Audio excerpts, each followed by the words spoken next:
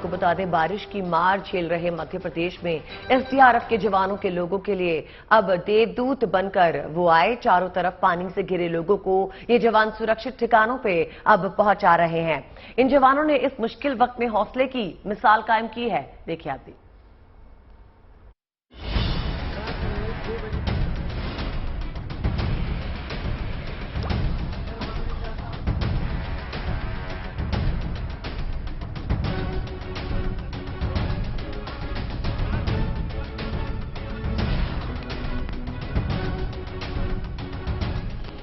जब आसमान से आफत बरसी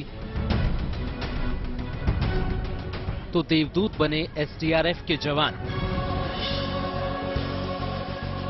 जब सड़क ने ले ली दरिया की शक्ल तो ये जवान बन गए हौसले की मिसाल। मध्य प्रदेश इन दिनों कुदरत के तेवर झेल रहा है। आसमान पर मंडराते बादल शहर, गांव और कस्बों को पानी में डुबोने पर आमादा दिख रहे हैं। सड़कों पर कई फीट पानी भर गया है और कुदरत की इस बेरुखी से परेशान लोग घरों में कैद होने को मजबूर हो गए हैं। भोपाल में लोगों के घरों के बाहर कई फीट पानी भरा है।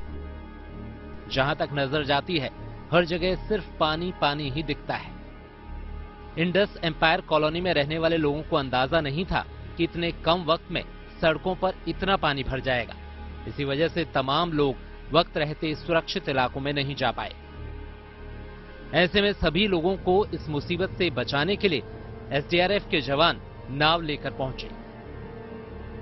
इंडस कॉलोनी में इस वक्त मौजूद है। यहाँ पर रेस्क्यू किया जा रहा है लोगों को नाव के जरिए, क्योंकि यहाँ पर इतना पानी भर चुका है कि अब लोगों के सामने जान का जोखिम बन गया था और इसलिए यहाँ पे नगर निगम और एसडीआरएफ की टीम पहुंची है और लोगों को नाव से रेस्क्यू कर निकाला जा रहा है। तस्वीरें आप देख सकते हैं, ये वो तमाम लोग कॉलोनी के जो अपना जरूरी सामान अब लेकर के यहाँ से बाहर निकल रहे हैं और ये तस्वीरें अपने आप में डराती है। भोपाल के अंदर नाव चलाने की नौबत आ गई है। यहाँ पर इतना पानी भर चुका है कॉलोनियों में और इससे आप अंदाजा लगा सकते हैं कि हालात भोपाल में कितने ज्यादा भयावह हो चुके हैं। और ये तस्वीरें अपने आप में गवाही दे रही है इस बात की कि भोपाल के रिहायशी इलाकों में जो बारिश का पानी घुसा है उसने अब लोगों को अपना घर बार छोड़ने पर मजबूर कर दिया है। नाव के जरिए लोगों को रेस्क्यू कर अब इंडस कॉलोनी से बाहर निकाला जा रहा है। एसडीआरएफ के जवानों को देखकर इलाके के लोगों ने कुछ राहत की सांस ली। इन जवानों ने घरों में फंसे लोगों को महफूज ठिकानों तक पहुंचाया। एसडीआरएफ यहां पहुंच गई है लोगों को रेस्क्यू करने के लिए, क्योंकि आगे 7 से 8 फीट पानी है जिसके चलते लोगों का चल करके आना मुश्किल है और इसीलिए अब एसडीआरएफ के जरिए जो टीम है वो लोगों को रेस्क्यू करके यहां ला रही है। हम आपको सीधी तस्वीरें जो दिखा रहे हैं, ये आपको भोपाल में तबाही जो मची हुई है बारिश की वजह से उसकी एक तस्वीर दिखाएगी। ये घर है, इंडस कॉलोनी के मकान है, आप इसमें देखें तो ये डूब चुके हैं। इन मकानों में 2 से 3 फीट तक पानी है, लेकिन अब इसके आगे जाना खतरे से खाली नहीं है। आमतौर पर ये जो तस्वीरें आप देखते होंगे दूर दराज के क्षेत्रों में, लेकिन राजधानी भोपाल का ये हाल है जहां कॉलोनी के अंदर अब नाव चलाने की नौबत आ गई है, क्योंकि यहां पर अब आगे जाना खतरे से खाली नहीं है। काफी कोशिशें की पहले नगर निगम और एसडीआरएफ ने, लेकिन जब देखा कि पानी कम नहीं हो रहा है तो फिर अब लोगों को नाव के जरिए रेस्क्यू कर निकाला गया है। हम लोगों से बात करते हैं। जो सर, कितना पानी है अंदर? 6 फीट के आसपास है। 6 फीट के आसपास। कैसे फिर कब भरना शुरू हुआ था पानी? 1 बजे के आसपास। 1 बजे। उससे कम हो रहा है कि बढ़ते ही जा रहा है? अभी लगभग 2-3 इंच कम हो रहा है, थोड़ा सा डाउन हुआ है। थोड़ा सा डाउन हुआ है। अच्छा, कब तक उम्मीद है अंदर वापस जा पाने की? घरों तक कुछ बोल रहे हैं? गेट बंद होने के ऊपर है। कलियासोत के जब भी गेट बंद होंगे तब। कलियासोत के गेट खुले हुए हैं, क्योंकि इस वजह से ही जो है वो आ नहीं पा रहे हैं। और भी तमाम लोग हैं, हम उनसे बात करने की कोशिश करते हैं कि अंदर क्या हालात बन गए। सर, ये अंदर क्या हालात बने हुए हैं? सर, बहुत ज्यादा पानी है, बहुत ज्यादा। क्या क्या सामान आप लोग लेकर के निकल पाए थे? कुछ भी नहीं, 1 जोड़ी 2 जोड़ी कपड़े हैं सबके और कुछ भी नहीं। सर्टिफिकेट्स हैं और कुछ नहीं। आप देख सकते हैं हर उम्र के लोग जो है फिलहाल यहाँ से निकलने की कोशिश कर रहे हैं। भैया, क्या अंदर किस तरीके की हालात है अंदर? बहुत भर गया है भैया अंदर, मतलब जैसे ये दरवाजा है ना वो पूरा भर चुका है और हमारा ग्राउंड फ्लोर पूरा खत्म हो गया। मतलब हमने सोचा था यहाँ पे इतना पानी भरेगा? नहीं, हमने तो नया घर ही बनाया था और पर फिर सारा सामान सब खत्म हो गया, लकड़ी का सारा नया। आप देख सकते हैं तमाम लोगों को यहाँ से रेस्क्यू कर निकाला जा रहा है। गांव में आपने तस्वीरें देखी होगी रेस्क्यू बोट के जरिए लोगों को बाहर निकालने की, दूर दराज के क्षेत्रों में देखी होगी, लेकिन राजधानी भोपाल की हालत है ये। यहाँ पे इतना पानी आगे कि अब नाव चला करके लोगों को घरों से बाहर निकालना पड़ रहा है, क्योंकि अगर वो यहाँ से पैदल निकलते हैं तो मुश्किल हो जाएगी। 7 से 8 फीट तक पानी जो है वो आगे भर चुका है। भोपाल की बड़ी झील का उफनता पानी कई नावों को डुबोने पर आमादा दिख रहा था। तेज हवाएं बारिश की परेशानी को और बढ़ा रही थी।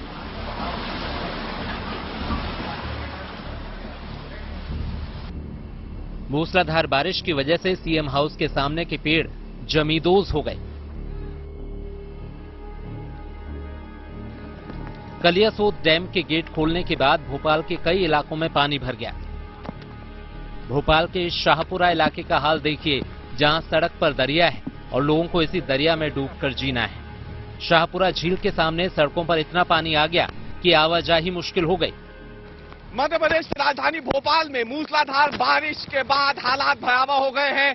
जबरदस्त हवाएं चल रही हैं, खड़े रह पाना मुश्किल है और इस बीच में कई जगहों पर जल जमाव की शिकायतें भी आ गई है। शाहपुरा इलाके में इस वक्त हम मौजूद हैं। यहाँ पे अगर आप देखें तो जिस तरीके से हवाएं चल रही है, जिस तरीके से बारिश हो रही है, उसके बाद जो इलाका है ये पूरी तरीके से जलमग्न हो चुका है। ये आप तस्वीरों में देख सकते हैं, ये एम्बुलेंस निकल रही है इसी पानी में से होकर के। शाहपुरा झील जो है वो ओवरफ्लो हो चुकी है और उसके चलते पानी जो है वो इस सड़क पर पहुंच गया है। और ये तस्वीरें बता रही है कि किस तरीके से भोपाल में जो रात भर से मूसलाधार बारिश हो रही है उसके बाद हालात बन चुके हैं। 158 मिलीमीटर बारिश जो है वो भोपाल में रिकॉर्ड हो चुकी है रात भर से। और यहाँ पे अगर आप मुझे देखें तो अंदाजा लग जाएगा कि कैसे यहाँ पर इतनी तेज हवा चल रही है कि खड़े रह पाना भी मुश्किल है। ये तस्वीरें बताती है कि भोपाल में इस समय क्या हालात बने हुए हैं। खासतौर से गृह मंत्री अमित शाह यहाँ पे मौजूद हैं, कई राज्यों के मुख्यमंत्री भोपाल में इस वक्त मौजूद हैं, लेकिन उन सबके बीच ये तेज बारिश और तेज हवाएं, तूफानी हवाएं जो है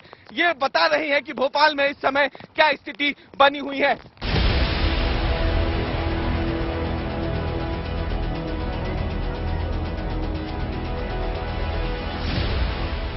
एमपी के दूसरे जिलों का सूरत हाल भी ऐसा ही दिख रहा है।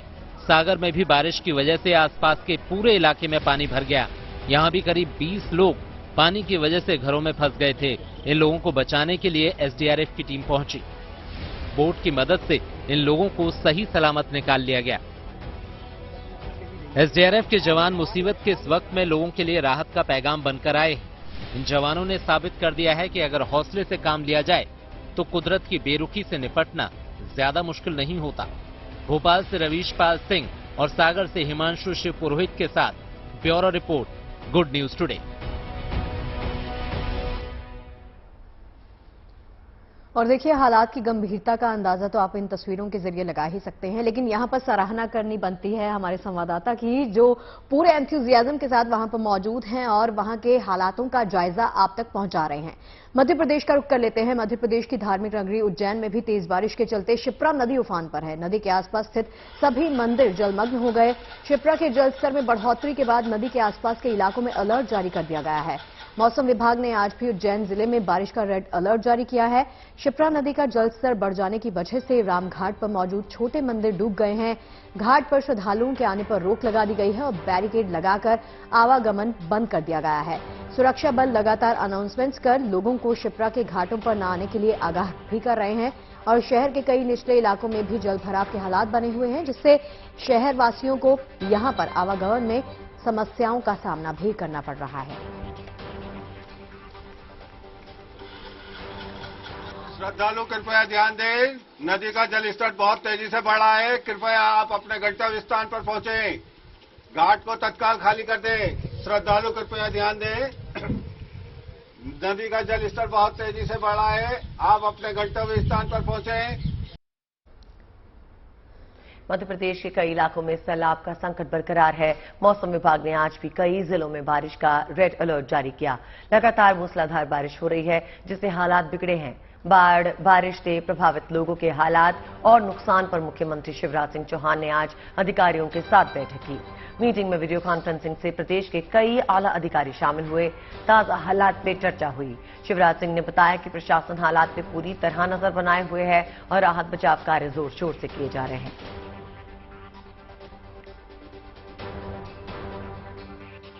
प्रशासन लगातार सक्रिय है।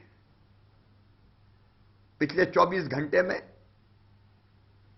हमने 405 व्यक्तियों को जो गांव में घिरे हुए थे रेस्क्यू करके बाहर निकाला है। लगभग 2300 लोगों को सुरक्षित ऊंचे स्थानों पर पहुंचाया गया है। अकेले विदिशा जिले में ही 18 राहत शिविरों में 1200 लोग रुके हुए हैं और लगातार भोजन और आवश्यक सारी व्यवस्थाएं करने का प्रयास किया जा रहा है। विदिशा में लगातार तो मुख्यमंत्री शिवराज सिंह चौहान को सुन रहे थे आप, जिन्होंने यही कहा कि राहत बचाव कार्य लगातार जारी है और टीम्स मुस्तैद हैं। ओडिशा में भी सैलाब का संकट खड़ा हो गया है। बाढ़ की वजह से हालात खराब होते जा रहे हैं। अब तक लाखों लोग प्रभावित हुए हैं और सबसे ज्यादा हालात मयूरभंज और बालासोर जिले के खराब हैं। यहां नदियां खतरे के निशान से ऊपर बह रही हैं। हालांकि बड़े पैमाने पर लोगों का रेस्क्यू ऑपरेशन यहां भी चलाया जा रहा है।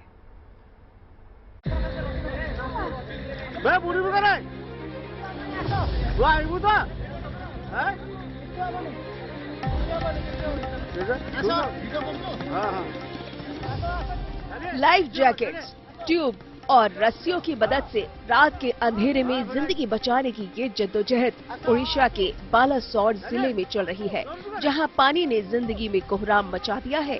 क्या महिलाएं, क्या बच्चे पानी के खौफ से घबराए हुए हैं।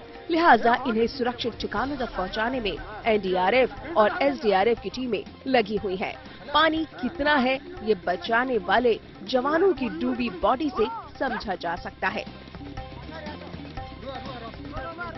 बालासोर में हालात को देखते हुए मुख्यमंत्री नवीन पटनायक ने यहां जिला अधिकारी को स्पेशल रिलीफ कमिश्नर की शक्तियां देने, इमरजेंसी के लिए हेलीकॉप्टर मुहैया कराने का निर्देश दे दिया है। ओडिशा में 2 जिलों की हालत बेहद खराब है। बाढ़ के पानी के चलते अब तक 4 लाख लोग प्रभावित हुए हैं। इसमें भी सबसे ज्यादा खराब हालात बालासोर के हैं। स्पेशल रिलीफ कमिश्नर के मुताबिक झारखंड में गलूडी डैम के 16 गेट खोले जाने की वजह से ये हालात पैदा हुए हैं। यहाँ पहले महानदी का पानी ओवरफ्लो होने से तबाही मची, फिर स्वर्ण रेखा नदी के उफान पर जाने से इससे सटे इलाकों में कहर टूटना शुरू हो गया। हालात में भले ही सुधार की बात कही जा रही हो, लेकिन ये दोनों ही नदियां अभी भी खतरे के निशान के ऊपर बह रही हैं।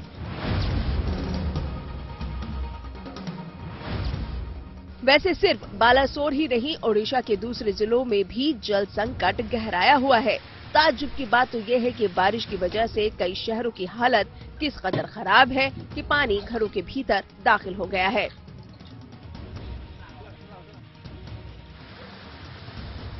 ओडिशा में अभी बारिश की उम्मीद जताई जा रही है। मौसम विभाग की माने तो मंगलवार यानी आज और कल फिर से बारिश हो सकती है, क्योंकि जो सिस्टम का प्रभाव फिलहाल तो ये उड़ीसा के आगे से मतलब ऊपर से जा चुका है, लेकिन इसका डायरेक्ट इम्पैक्ट कोई नहीं है। फिर भी उड़ीसा का जो इंटीरियर उड़ीसा वाला पोर्शन है, वहां पर कुछ स्थानों पर हल्की से मध्यम वर्षा के कारण दर्ज होने की संभावना है। बाढ़ प्रभावित इलाकों से अब तक हजारों लोगों को रेस्क्यू करके सुरक्षित ठिकानों तक पहुंचाया जा चुका है। अभी ये मुहिम आगे भी जारी रहेगी।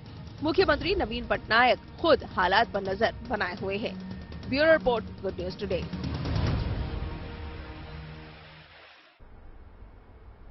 तो बता दें आपको, बाढ़ की आफत कुछ देश के कुछ राज्यों में ही नहीं आई, बल्कि दुनिया के कई देश इस वक्त बाढ़ की मार झेल रहे हैं। 3 तस्वीरें आपके सामने हैं।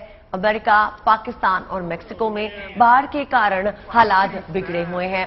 पहली तस्वीर अमेरिका के ऊटा की है, जहां बाढ़ से हालात बहुत ज्यादा बिगड़े हैं। यहां पानी घरों तक पहुंच गया है और जहां जहां पानी उतर गया है वहां कई फीट ऊंचा मलबा जमा हो गया है। दूसरी तस्वीर पाकिस्तान से है। यहां के पंजाब इलाके में बाढ़ ने भीषण कहर बरपाया। लोगों की बचाने के लिए रेस्क्यू ऑपरेशन जारी है। तीसरी तस्वीर में हम आपको मैक्सिको की तस्वीरें दिखा रहे हैं, जहां सड़कें पानी में समा गई हैं और बाढ़ में पानी ने कई जगह पुलों को नुकसान पहुंचाया है। आप देख सकते हैं ये 3 तस्वीरें आपके सामने हैं, ऊटा, पाकिस्तान और मैक्सिको से, जहां बाढ़ ने हालात गंभीर बनाए हुए हैं। तो बाढ़ की विनाशलीला की तस्वीरें तो आपने देख ली। अब बात कर लेते हैं सर्वशक्तिमान सेना के संकल्प की, जिसके मिशन पर भारत तेजी के साथ आगे बढ़ता जा रहा है। इसी कड़ी में भारत अपने हथियारों को लगातार अपग्रेड भी कर रहा है। अब भारत ने पिनाका मार्क 1 रॉकेट सिस्टम का सफल परीक्षण किया है, जिसके बाद इस रॉकेट सिस्टम की ताकत कई गुना बढ़ गई है।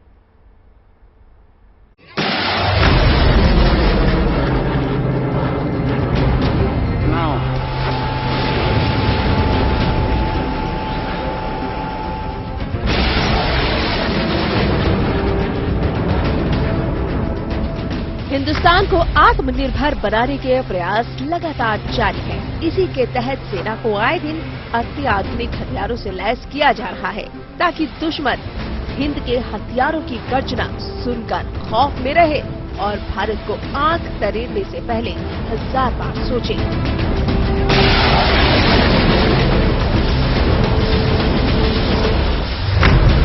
चीन और पाकिस्तान से मिल रही चुनौतियों के बीच भारतीय सेना भी अपने हथियारों को अपग्रेड कर रही है। इसी कड़ी में जैसलमेर के पोखरण में DRDO और सेना ने पिनाका MK1 रॉकेट सिस्टम का सफलतापूर्वक परीक्षण किया।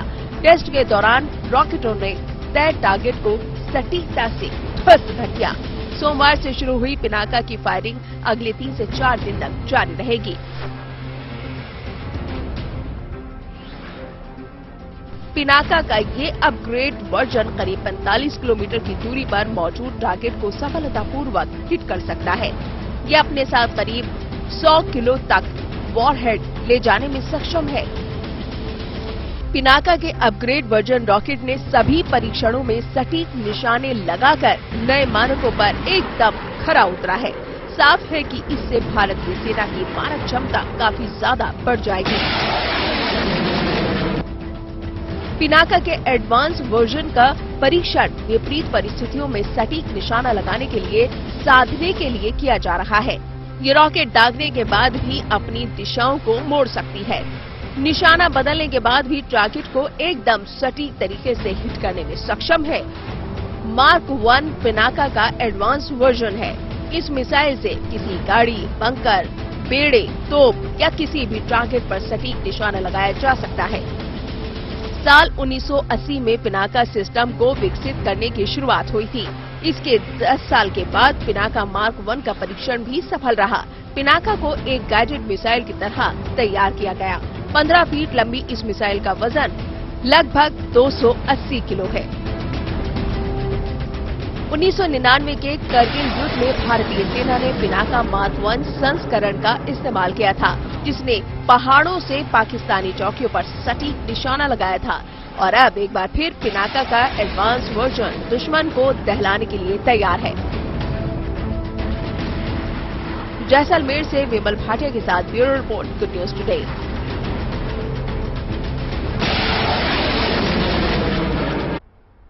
देश और विदेश से बाढ़ के हालात के बारे में हमने आपको जानकारी दे दी। अब बात कर लेते हैं शिव भक्ति की। पहली तस्वीर उज्जैन की आपको दिखाते हैं और आस्था की दूसरी तस्वीर महाराष्ट्र के अकोला से है। उज्जैन वासियों के लिए बाबा महाकाल का शहर भ्रमण किसी आशीर्वाद से कम नहीं। और जब ये मौका उज्जैन वासियों के समक्ष 2 वर्षों बाद आया तो महाकाल की प्रजा सड़कों पर उमड़ आई। महाकाल की गाजे बाजे के साथ शाही सवारी निकाली गई। डमरू और झाल के स्वरों से शहर गूंज उठा। महिलाओं की टोली झूमने लगी क्योंकि बाबा महाकाल अपने प्रजा का हाल लेने निकल पड़े थे, जिनकी पूरे विधि विधान से शिप्रा नदी के तट किनारे पूजा की गई। आस्था की ऐसी अद्भुत तस्वीर अकोला से भी नजर आई, जहां पालकी उत्सव धूमधाम से मनाया गया, जहां 2100 कलसियों के साथ कांवड़ यात्रा निकाली गई। तकरीबन 7000 कांवड़ियों के जत्थे में शामिल भक्तों ने पूरे उमंग के साथ कांवड़ यात्रा निकाली। राजेश्वर शिवलिंग में भक्तों ने बाबा का जल अभिषेक किया, जिसमें महिलाओं को कांवड़ यात्रा में शामिल होने का सौभाग्य मिला।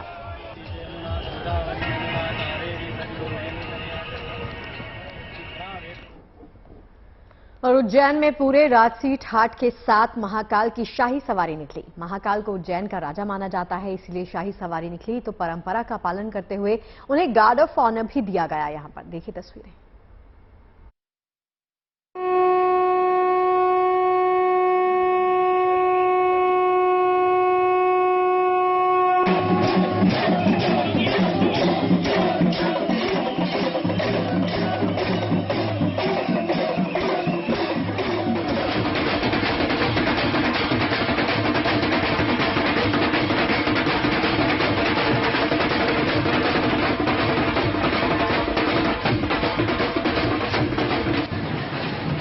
ये शाही सवारी है उज्जैन के महाराजा विराज महाकाल की, जो झूम कर निकली है, पूरी धूम से निकली। मंदिर में ठाट बाट से विराजने वाले महाकाल जब प्रजा का हालचाल जानने सड़कों पर निकले तो पूरी फिजा हर हर महादेव के उद्घोष से गूंज उठी।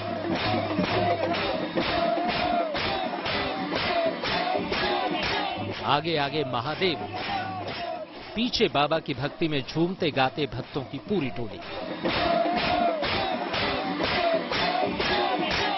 किसी ने भोले भंडारी का रूप धारण किया तो कोई राधा कृष्ण के रूप में दिखाई दिया।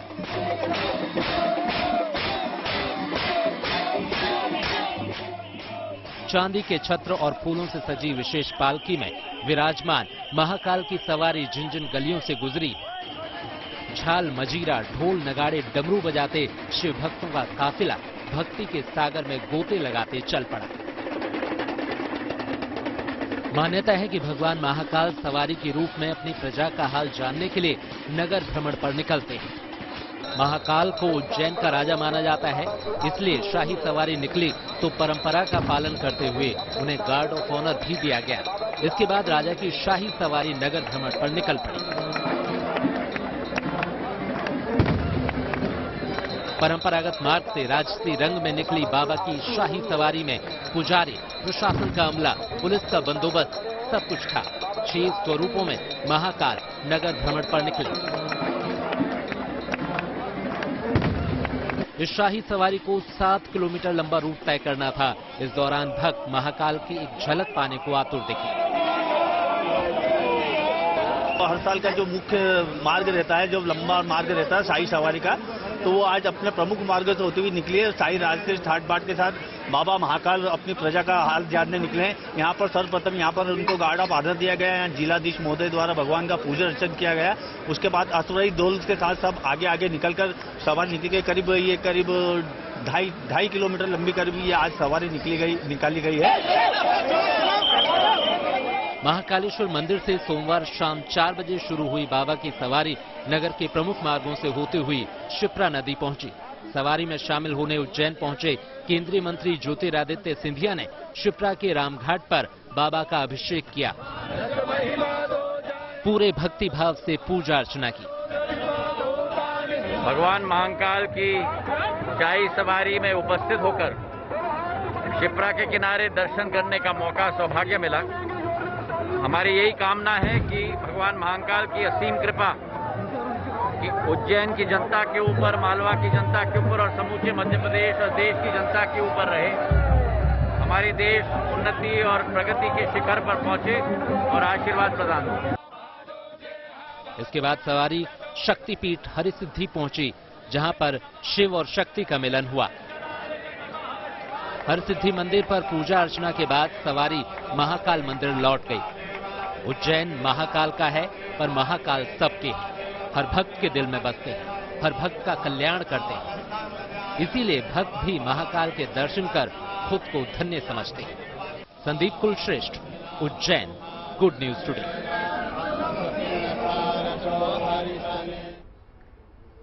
तो नगर भ्रमण पर जब बाबा निकले तो हर कोई मंत्र मुग्ध हो गया। अब आपको लेकर चलते हैं राजस्थान के फतेहपुर में, जहां पर भादो अमावस्या उत्सव का आयोजन किया गया। इस कार्यक्रम में देश के 75 शहरों से लोग शिरकत कर रहे हैं। इस मौके पर शहर के श्री गायिका मंदिर की साज सज्जा भी देखते ही बनती है। भगवान के दरबार में श्रद्धालुओं की खुशी देखते ही बन रही है। भक्त झूम रहे हैं, नाच रहे हैं। आज से पूरे 5 दिन तक धूम रहने वाली है। इस दौरान कई प्रकार के कार्यक्रम भी यहाँ पर किए जाएंगे। राधा कृष्ण महाराज, नानी बाई, रोमायरा की संगीतमय प्रस्तुति दी जाएगी। 2 साल कोरोना की वजह से इस उत्सव का आयोजन तो नहीं हो सका था, लेकिन इस बार जब कोरोना की कोई पाबंदी नहीं है तो धूमधाम से भादो उत्सव का आयोजन भी किया जाएगा।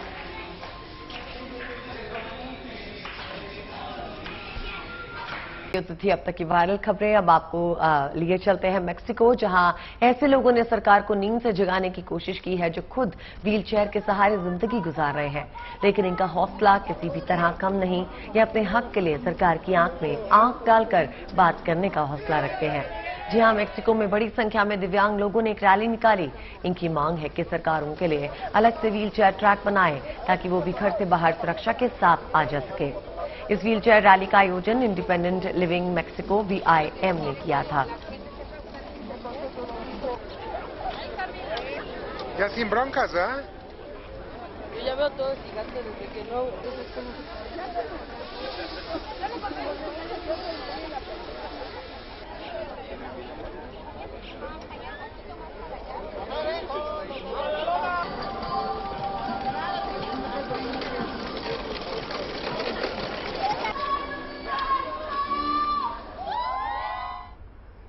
देखिए, रग्बी का खेल तो आपने बहुत बार देखा होगा, लेकिन जिस तरह की रग्बी आज हम आपको दिखाने जा रहे हैं, यकीन मानिए आपने इससे पहले नहीं देखी होगी।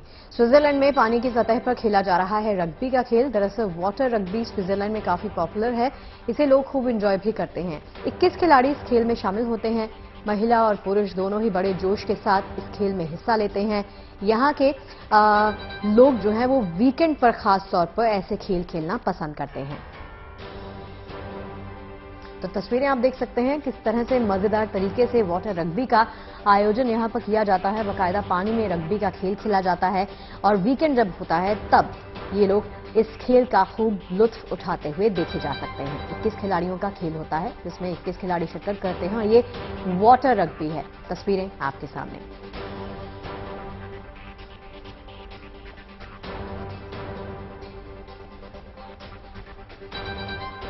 राजस्थान में इन दिनों छात्र संघ चुनाव की सरगर्मी है। ऐसे छात्र बढ़ चढ़कर इन चुनावों में किस्मत आजमा रहे हैं। ऐसे में हर किसी का सपना अध्यक्ष बनने का है, लेकिन छात्र संघ चुनाव की ऐसी दिलचस्प तस्वीर सामने आई है जिसने अपने सपने को पूरा करने के लिए सपने को अपनी जिंदगी बना लिया। आइए देखते हैं ये रिपोर्ट।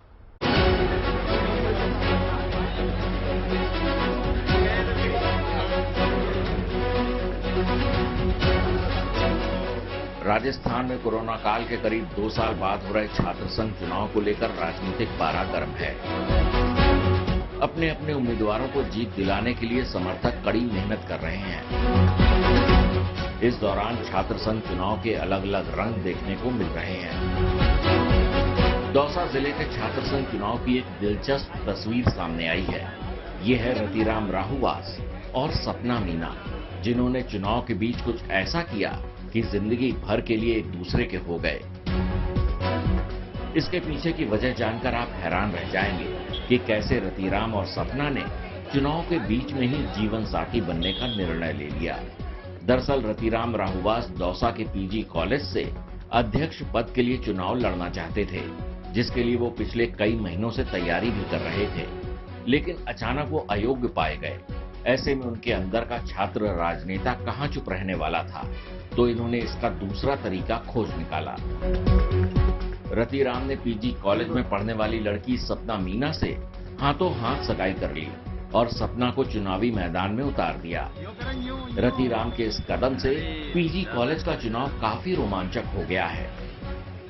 2 साल कोविड आने की वजह से 2 साल छात्र संघ चुनाव नहीं हुए और इस बार चुनाव हुए तो गवर्नमेंट ने इलेक्शन फिक्स कर दिया, जिससे कई बच्चों के तो रिजल्ट ही नहीं आए, जैसे सेकेंड ईयर फर्स्ट ईयर उनके, और MA परिवेश वालों को एलिजिबल नहीं किया। इसके लिए मेरे को एलिजिबल नहीं किया तो मैंने सपना मीना को, हमारी कॉलेज की छात्रा है, तो पिछले 6 महीने से रिलेशन में है, तो इनको मैंने खड़ा किया और इनको समर्थन देकर वीडियो बनाने के लिए कोशिश करूँगा पूरा और इनको समर्थन। अब रतिराम का सपना अपनी सपना को अध्यक्ष पद पर विजयी बनाने का है। ऐसे में सपना भी उनका बढ़ चढ़कर साथ दे रही हैं और दोनों छात्र राजनीति की सुर्खियों में बने हुए हैं। मतलब हमारे घर वालों की तरफ से 5-6 महीने से हमारी रिलेशन की बात चल रही थी, तो अभी इन्होंने वोट के लिए जब इनकी कोई उम्मीद इनकी तरफ से कोई उम्मीद नहीं दिखी तो इन्होंने जल्दी सगाई कर ली कल, और आज मुझे मतलब अध्यक्ष पद के लिए खड़ा कर दिया। सभी उम्मीदवारों ने नामांकन पत्र भर दिया है। अब असली परीक्षा छात्रों को अपनी अपनी तरफ आकर्षित कर उनके वोट लेने की है। लेकिन छात्रों के बीच रतिराम और सपना की जोड़ी काफी पॉपुलर हो रही है। लेकिन इंतजार तो चुनावी नतीजों का है, जब रतिराम का सपना साकार होगा। दौसा से Sandeep Meena, good news today.